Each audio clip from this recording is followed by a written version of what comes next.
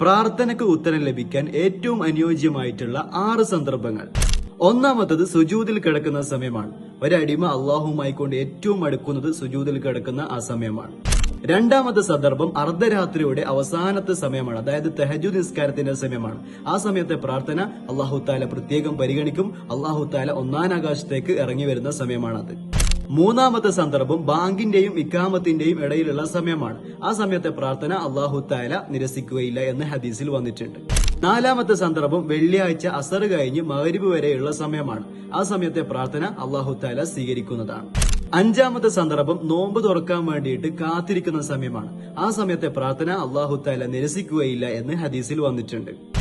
ആറാമത്തെ സന്ദർഭം മഴ പെയ്യുന്ന സമയമാണ്. മഴ പെയ്യുന്ന സമയത്ത് പ്രാർത്ഥിച്ചാൽ അത് അള്ളാഹു താല തള്ളിക്കളയുകയില്ല എന്ന് ഹദീസിൽ വന്നിട്ടുണ്ട്. ഈ സന്ദർഭങ്ങൾ നമ്മൾ പ്രത്യേകം ശ്രദ്ധിക്കുകയും ആ സമയത്ത് കൂടുതൽ പ്രാർത്ഥിക്കാൻ വേണ്ടിയിട്ട് നമ്മൾ ശ്രദ്ധിക്കുക. അള്ളാഹു താല അതിലുള്ള തൗഫീഖ് നമുക്ക് ഏവർക്കും പ്രദാനം ചെയ്യുമാറാകട്ടെ.